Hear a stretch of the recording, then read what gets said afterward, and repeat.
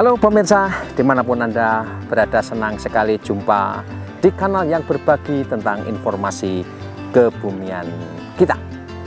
Gunung berapi dalam arti sesungguhnya adalah fenomena geologis, fenomena alam, dan sekaligus siklus alam yang akan terus berlangsung hingga akhir zaman.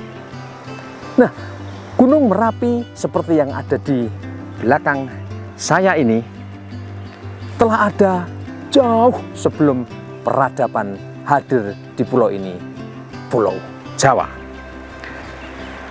Ia tumbuh beribu hingga berjuta tahun, di mana posisinya sekarang menjadi segitiga tapal batas wilayah Jawa Tengah dan daerah istimewa Yogyakarta. Dalam perspektif kebudayaan dan peradaban manusia, Gunung Merapi tentu saja bukan hanya semata fenomena kebumian. Ia hidup sebagai sebuah spirit dalam masyarakat yang tinggal di sekelilingnya dengan segala sudut pandang mereka. Kesuburan, kemakmuran tumbuh bersama bahaya yang dibawanya. Ia benar-benar simbol siklus hidup yang nyata. Petani, seniman, geolog, vulkanolog, budayawan, rohaniwan, penambang pasir batu, pencari rumput, pecinta alam, dan siapapun memiliki cara dan tafsir masing-masing tentang Gunung Merapi. Inilah aneka kisah tentang manusia Merapi.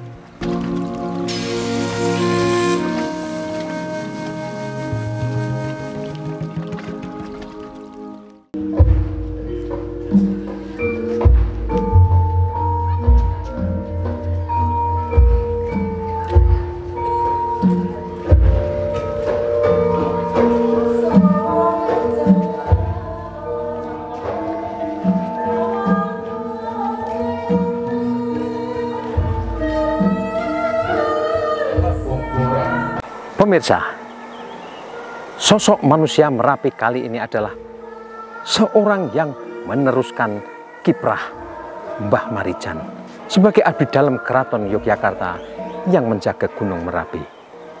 Dia adalah Mas Asehono atau Mas Asih atau yang bergelar Mas Wedono Suraksohargo.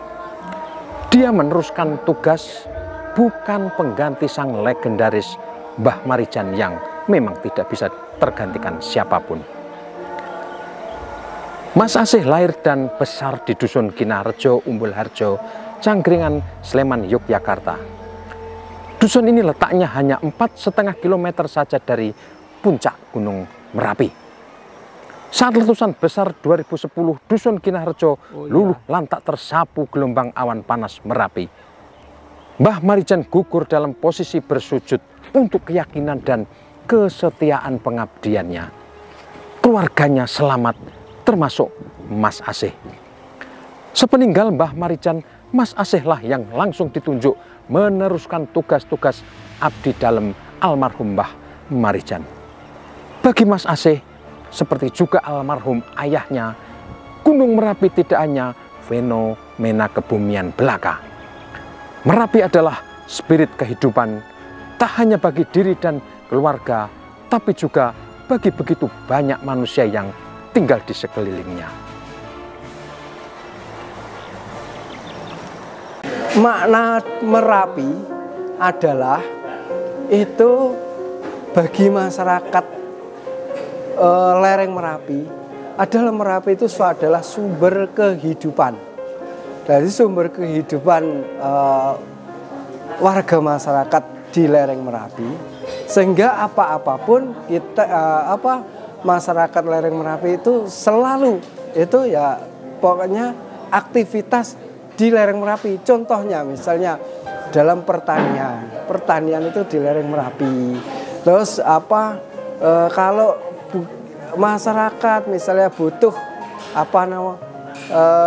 butuh misalnya seperti rumput, misalnya rumput untuk makan ternaknya, itu juga dari Merapi.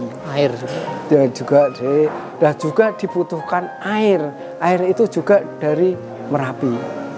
Makanya warga masyarakat itu adalah Merapi itu adalah sumber kehidupan. Nggih. Mohon maaf Mas Asih, saya tadi juga sempat sepintas. Kalau salah mohon dikoreksi. Iya. Mas Asih tadi kelihatannya menangis di sini. Nah, apa yang membuat Mas Asih sampai pada tahap itu ketika menyelenggarakan acara Labuan itu? Ya gimana, saya nangis lagi. Iya Mas.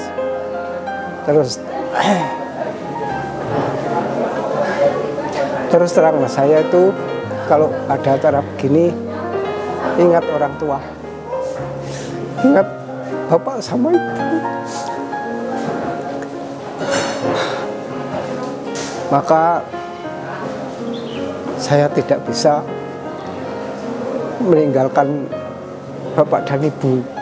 Maka saya kalau sudah acara begini itu rasanya kepengin ketemu sama bapak ibu. Maka ya kita adalah meneruskan perjuangannya bapak untuk ya kita untuk mengabdikan diri ke keraton dan juga untuk menjaga Merapi. Ya, sehingga saya sebisa-bisanya saya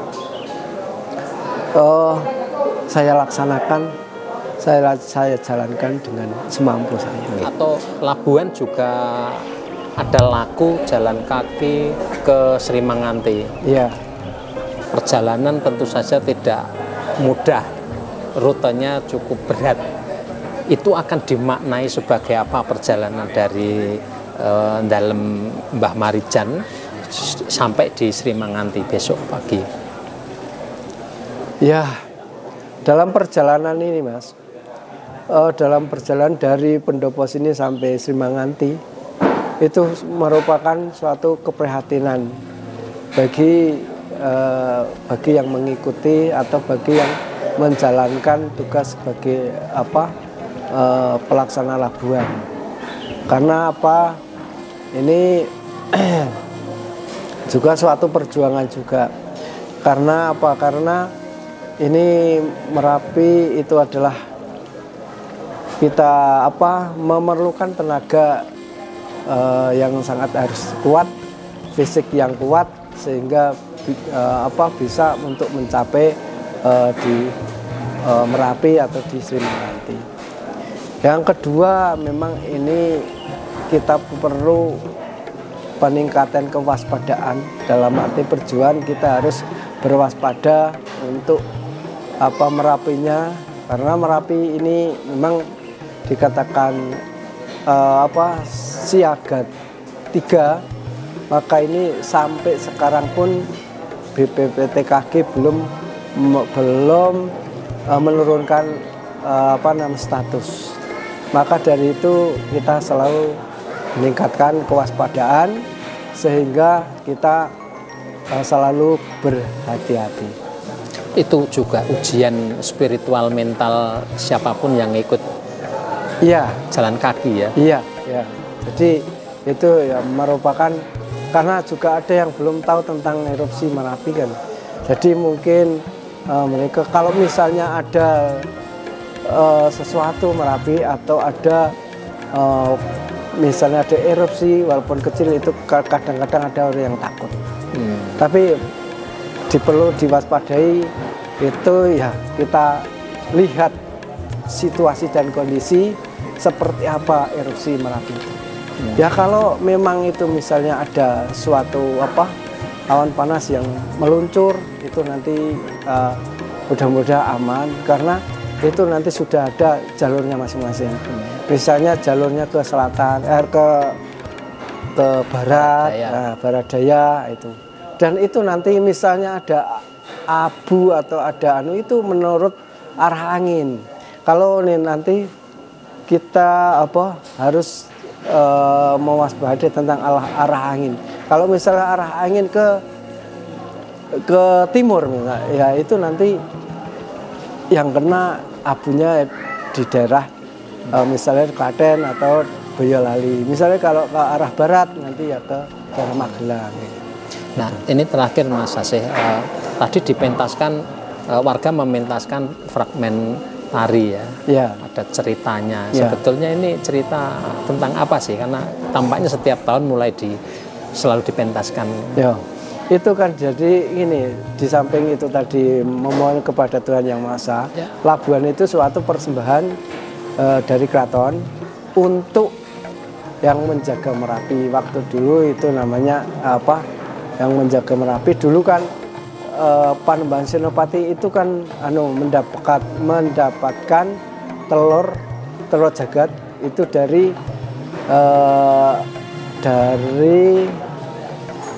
Nyi Roro Kidul. Jadi mendapatkan telur itu maka mau dimakan, tapi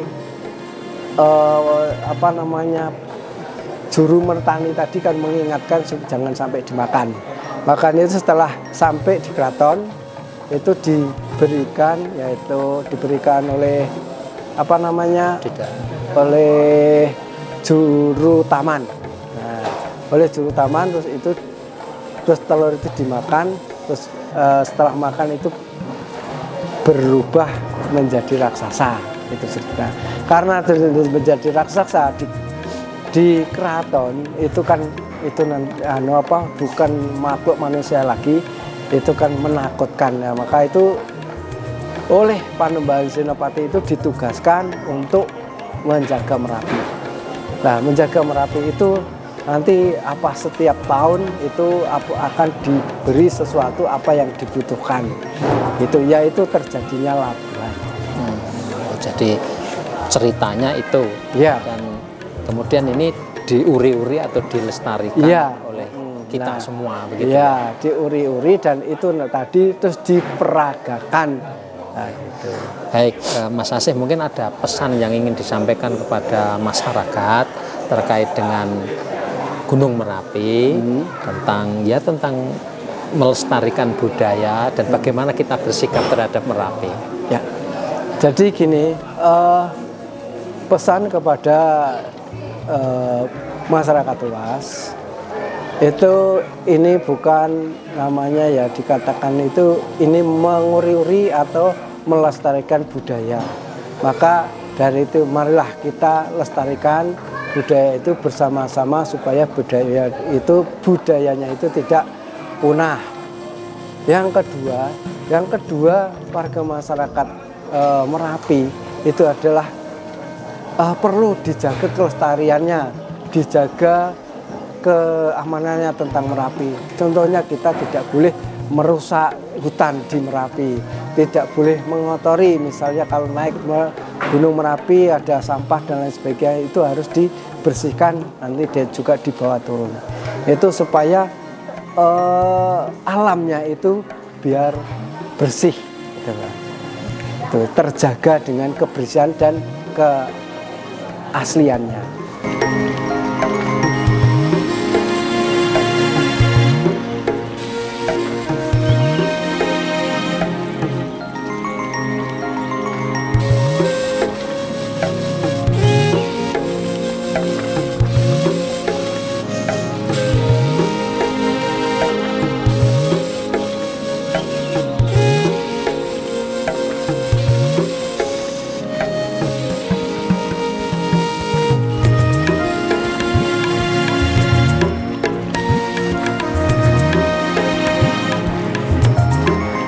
Pemirsa, kisah manusia Merapi adalah fenomena faktual di sekitar kita. Ini adalah cerita ringan tentang kehidupan masyarakat di sekeliling Gunung Merapi ini. Mereka menikmati berkah sekaligus hidup berdampingan dengan bahaya yang datang dari gunung ini. Sampai jumpa di episode berikutnya dengan cerita-cerita yang tentu saja pasti menarik.